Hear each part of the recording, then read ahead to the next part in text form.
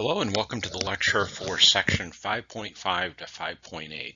This section deals with small business management, which if you'll remember, I distinguish from entrepreneurship. So entrepreneurship is really about seeking to make change, new products, solving problems for customers, those kinds of things, taking risk to create that change. Small business management is what it sounds. Managing a small business may not be involved in change at all. So we'll talk a little bit about managing a small business, the use of consultants, and I'll talk about some of the benefits of working for a small business. Many of you will probably at one point in your life work for a small business. I'll talk about that, and a little bit about resources and trends for small business. So the benefits of owning a small business can be a greater level of independence and potentially a better lifestyle. So more flexibility in terms of when you do your work and when you have your free time. Of course, it may end up being that you work 24/7. That may be the result of it as well. It kind of depends. But in my case, I like to travel quite a bit. And so I was able to combine my interest in traveling with my business. So I intentionally sought to sell in markets outside of the US, and I traveled to those countries and met people and made friends and all of that, and that was an awesome part of my job. That might not have happened necessarily if I had worked in a small department in a big business. One, I can get more personal satisfaction from work. So you can feel that you've made a difference. You can potentially feel like you've made a difference in the lives of other people, which gives a lot of us satisfaction. I took great pride, as an example, in the fact that I created jobs that paid well and people were able to buy houses and put kids through college and all of that. So that can be a good thing. There generally are more opportunities for women and minorities in small business ownership than there might be in traditional corporations. That's a sad fact, but many people that feel that they're held back by their status in some way find that they are not held back when it comes to owning their own business. Small businesses have greater adaptability, so they're better able to pivot and take advantage of opportunities and respond to threats than much bigger businesses. You can imagine a large company like Ford Motor Company, in order to stop making internal combustion engines and start making electric cars. That's a huge, you think of it like an oil tanker turning in the middle of the ocean. It takes miles and miles to turn an oil tanker.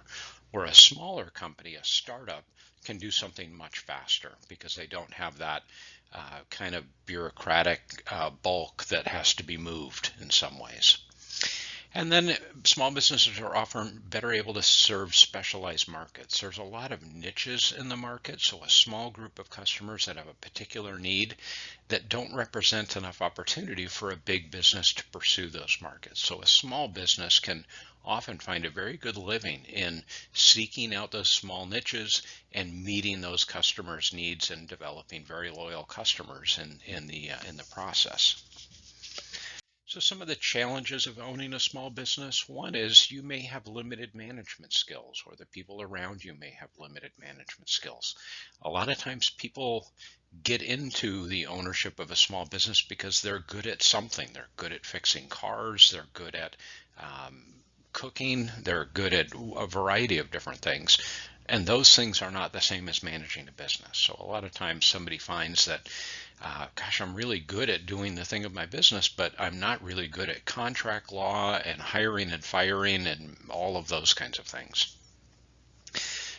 Closely related to that is the fact that the time that it takes to actually run the business, make sure people show up to work, make sure they do what they're supposed to do, dealing with all of your clients and making sure that they're happy, dealing with your suppliers and making sure that you can depend on them, keeping your bank happy. All of those things take up so much of your time that you may find out that you are no longer doing the thing that you were passionate about that led you to that business.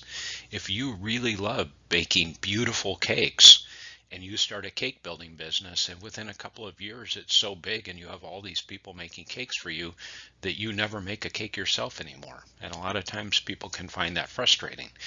The response to that, in some cases, is a business owner deciding to keep their business small, to not grow, to not pursue every opportunity because they make a conscious choice to still be involved in the activity that they're passionate about. So if you go to work somewhere and the owner is resistant to growth, that may be why. So it's good to understand that. You may have difficulty in obtaining financing. I mentioned in a previous lecture that half of all small businesses fail within their first 5 years. Well, lenders know that too, and lenders want to get paid back. So it can be more difficult to get a loan as a small business person than a bigger established business. And it can be a challenge to comply with all of the laws that you need to comply with. This gets more difficult as you expand. So as an example, if you start a business here in Olympia, it's not that difficult to know about the Olympia laws that you have to comply with, the state laws and the federal laws. Now say you open another location in Portland, and then maybe the year after you open another location in San Francisco. Now you also have the laws in those cities and in those states that you have to comply with, the payroll tax issues, the hiring issues, all of those kinds of sales tax that you're charging and remitting to the government. It becomes just exponentially more complicated. And you've probably heard the phrase, ignorance is no defense. Well, saying I'm new to San Francisco, I didn't know about your laws, isn't going to get you off the hook for violating them. So here's a good quote that I like. I'm generally not a huge fan of super popular business books because I think they're often kind of trite and simplistic, but Good to Great is a good one. He compares businesses in the same industry where one company that start out very similar to each other and one company succeeds and the other doesn't, and tries to figure out why. And he did this with 10 or 12 different pairs of companies. And what he found was the single thing that was in common with all the companies that succeeded is they had a really good management team. And by really good management team meant they had the right people in the right place, and those people were adaptable. They were able to change what they did and evolve as the market evolved. They weren't stuck. And that's really important. So in terms of bringing the key employees onto your team, most of you, if you start your own business, you're going to need other people to help you. Or you're going to find yourself in a position where you graduate from St. Martin's with a degree in marketing and you're going to join a small company to be the marketing person. So what is that person that's doing the hiring, the founder of that small business, what are they looking for? One is, do you have the necessary skills? So are you capable of building a website? Or are you capable of setting up a factory and producing product? So have you done it before somewhere else? Now, does somebody need to have been successful at every past job they've had? Not necessarily. If they've had a failure or two, if they've worked for been an integral part of a company that went bankrupt, they probably learned some really good lessons from that failure. So trying to kind of discern that during an interview process is important. So have they gained insights from any setbacks they've had in their career? What about their personality? Many of you have played on sports teams, basketball teams, softball teams, those kinds of things, soccer teams. And you've probably been in a case where you've had a player on the team that was good but didn't fit, that created dissension on the team, that created drama, those kinds of things that kind of detracted from the team in spite of them being a technically good player. That kind of that gets into what the personality of the person is and how it matches the personality of the organization and the personality of the other members of the team. So what does that fit like? Can they manage other people effectively? A lot of times companies will take somebody that's been really good at a job and then make them the manager of other people that do that job. Who are we going to get to be our sales manager and be in charge of all the salespeople? Well, let's pick the best salesperson, the number one salesperson, and have them do it. That means that they know an awful lot about selling the product. It doesn't necessarily mean that they know a lot about managing other people, about how to motivate them, how to steer them in the right direction, how to deal with them when they do the wrong thing. All of that gets into how you manage other people. So have they managed other people before? Have they done that well? What would those people say about how they were managed? And then lastly, do they complement your skills? It's really easy to fall into the trap of going out and finding people that are clones of you, people that are just like you. We tend to like people that are a lot like us. And you want to surround yourself with people you like. Well, you need to take a really cold, objective view of your own strengths and weaknesses, what you're good at and what you're not good at, and find people that can bring what you're not good at to the table and complement you. That's how you get successful. So here's an example of an organizational chart. So an organizational chart, and these can be done in a variety of different kinds of formats. This is probably the most traditional kind of format, is a depiction of who works in the company, what departments or divisions there are in the company, who's in charge, and where people, who they report to, who they work with, those kinds of things. So this was my company. This was the organizational chart right before I sold my company. So I prepared this to communicate to the prospective owner what the organization looked like. So if you go to work somewhere, they may have a document like this, especially for a new employee. It can be really a good way of kind of getting an idea about who does what and who works where and who they work for, that sort of thing. So it can be very beneficial to study that. So one of the benefits of working for a small business, now thinking about you as an employee in a future small business. So one, in the past, large companies used to give stability. You go to work at Ford Motor Company and you were pretty much assured that if you didn't do something stupid, you could retire there. That isn't really the case anymore because things are changing for big companies and for small companies. So that's no longer a detraction for working at a small business. A lot of times it can be a more comfortable environment. People can be treated more like humans as opposed to cogs in a machine, that sort of thing. They're generally because you know personally the person that owns the company at that small business. There can be more flexibility for work-life balance, more understanding that you need to leave at 3 o'clock to take your mom to her doctor's appointment, or your kid is sick, or whatever the case is. There can be kind of more latitude about those kinds of things. There's also a greater opportunity to make an impact. If you work for a really big company, let's say you work for Boeing as an engineer designing aircraft, you could come to work every day and absolutely kill it. You could hit it out of the park with every single project you get. And you're probably not going to move the needle much on the overall company. You're probably not going to make Boeing successful. It's difficult in a giant or over 100,000 employees for one employee to make a difference. In a small business, you could talk to a customer, you could have a moment of insight, you could come back, tell people about that, develop a product or a service for that type of customer, and you could double the sales of the company and create huge opportunity for the company. So you can have a big impact in a small organization. And then you could potentially have ownership interest or share in the profit or that sort of thing. A little bit about use of consultants. So there are some advantages and disadvantages. The advantage is that you can bring expertise into the company to meet a short-term need. I need to hire somebody to design my website. I can hire a consultant that specializes in that. They're very good at that. I don't need a full-time employee all year to do that. I just need somebody to come in for a short amount of time. That's the advantage.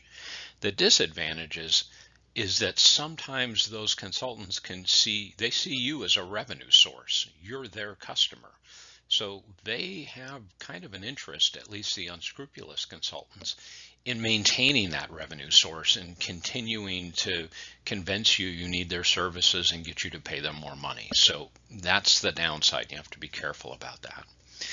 Different kinds of consultants. There are management consultants that specialize in how should the company be organized and who should be in charge of the company and what kind of things should they be doing, what should the company do to be more successful.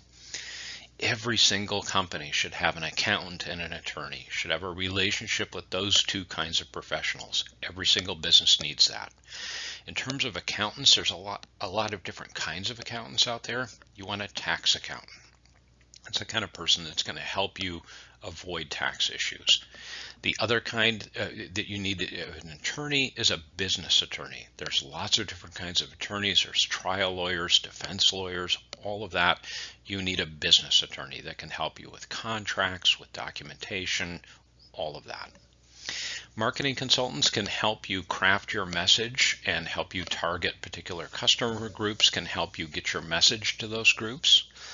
Designers, of course, can help make your product or the image of your company more appealing. I definitely use technology specialists as consultants. I had multiple different servers in my company and kind of an IT infrastructure and had security associated with that. And I wasn't big enough to have a full-time employee that did it, but I had somebody on call because when your server goes down, nobody can do their job, so you need help immediately. So having somebody that's very responsive is important. And then some companies have a board of directors or an advisory committee to help guide the owner of the company in what they should do. So a little bit about management style. So how will you manage a company? You're all university students. One day you'll probably be managers. So it's important to have very clear policies. It's just like with the syllabus in our class. It would be wrong for me to have a very unclear syllabus, but then hold you responsible for meeting the requirements in the class. So making sure that your policies are clear is important so people know what to do. Making sure that you communicate. It's really easy to assume everybody knows what's going on without stopping and telling them. Making sure that you recognize employees that do a good job. It's easy to fall into just taking that for granted and only talking to people when they do a bad job. And that's a recipe for having a bad place to work. You want to recognize employees' ability to affect change and encourage that. And above all, you want to be fair. You don't want to treat some people differently than you treat others. A couple of companies that are well known as being very good places to work and being very successful companies have thought very hard about the relationship of the three primary groups of stakeholders for any company: the owners of the company, the customers of the company, and the employees of the company. And there's considerable debate about which group should be favored, who a manager or an owner of a company should spend the most attention dealing with. These two companies are a little bit unusual in that they've kind of led the effort to consider that employees should be put first. That's why Starbucks offers medical benefits for part-time employees, while they'll offer to pay for your college tuition if you want to educate yourself. They really put employees on a pedestal because they realized if they have happy employees, those happy employees are going to treat customers so well that you'll have happy customers. Happy customers that keep coming back and are loyal to your company are going to help you be more profitable. Being more profitable will make the shareholders happy. So that's their priorities: employees first, then customers, then shareholders. So resources for small businesses: there is a branch of the federal government called the Small Business Administration. They will guarantee loans, so they'll help reduce the risk to banks in making loans to small businesses. There are different organizations like small business investment companies, Service Corps of Retired Executives, and Assistance for Women and Minority-Owned Businesses. Those are all different not-for-profit groups that exist to help companies get started and thrive. And then we, in our county, we have the Thurston County Economic Council, which helps attract businesses to the area and helps the businesses here grow and create opportunity for people. So that's the end of the lecture for this section. I look forward to talking to you in the next lecture. Thank you.